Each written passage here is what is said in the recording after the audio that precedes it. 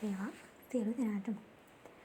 ජයග්‍රහණය යන මාවතේ පරාජයන් වලට මුහුණ දෙන එක එක්තරා විදිහක සාමාන්‍ය දෙයක්.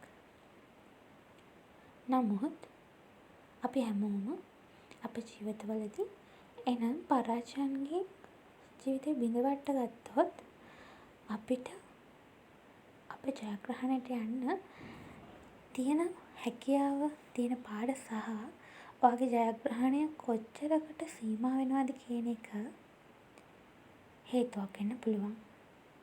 සමහර ලාවට ඔය පෙරදිලා සතියක්, දෙකක්, මාසයක්, නැත්නම් අවුරුද්දක්, නැත්නම් අවුරුදු ගාණක් එක තැන ඉන්න කෙනෙක් වෙන්න පුළුවන්.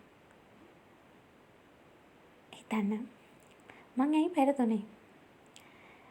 පරාජය දරා ගන්න ගොඩක්ම අමාරු. එක දිගට ඔයාගේ ජීවිතයේ ජයග්‍රහණයක් ගොඩාක් ලං කරගත්ත කෙනෙක් නම්. ක්‍රීඩකයෙක් බලන්න. ඔහු එකවරම ජීවිතේ තරඟ වලින් ජයග්‍රහණය කරගන්නවාද? අපි දකින්නේ එහෙමයි. මේ ලෝකේ සක්සස් වෙච්ච මිනිස්සු අපි දකින්නේ එයාලා හැමදාම එක දිගට දිනාගෙන ජීවිතේ ඇවිල්ලා කියලා.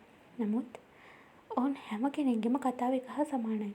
අපිට ඊළඟට හිතෙනවා මේ හැමෝම මවාගත්ත කතාවන් කියනවාද කියලා. මොකද හැම කෙනෙක්ගේම ආරම්භය ඉතාමත්ම කටුකයි. ඔවුන් කියන්නේ බොරු නෙවෙයි. ඒක තමයි ඇත්ත. අපි හැමෝම සාර්ථකත්වයට යන මාර්ගයේදී ආරම්භය ඉතාම කටුකයි.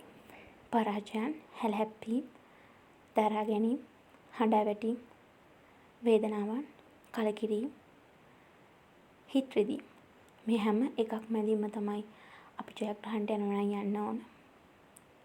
ඔයාට එන එකම එක පසුතැවීමකින්, වේදනාවකින් මේ හැම දෙයක්ම අත්හරිනවද කියන එක පොඩ්ඩක් තීරණය කරලා බලන්න. සමහර විට ඔබ තරඟ විභාගයකින් පරාජය වෙලා ඇති. සමහර විට ආදර සම්බන්ධතාවකින්. නැත්නම් ඔබේ පෞල් ජීවිතේ. ඒ කිසිම දෙයක් අපිට දැන් නවත්තන්න පුළුවන්ද?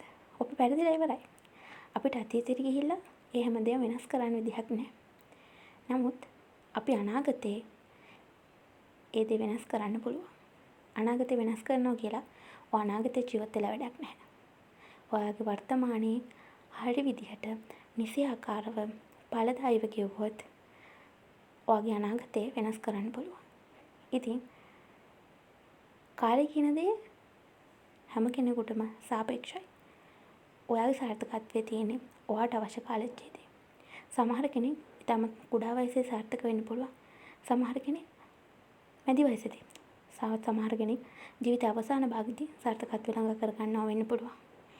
ඒක එකිනෙකාට සෑහෙන වෙනස්. ඔයාගේ ජීවිතේ වෙනස් වෙන කාලය තීරණය කරන්න ඕනේ ඔයාමයි. ඉතින් ඒ තීරණය මේ දැම්ම ගන්න. ඔයාගේ අනාගතය වෙනුවෙන් ඔයාගේ උපරිමයම කරන්න. ඒ වෙනුවෙන් පුළුවන් හැමදේම මේ වෙලාවේ කරන්න. මොකද ඔයාට ඉන්නවා විතරයි. ඒක හොඳට මතක තියාගන්න.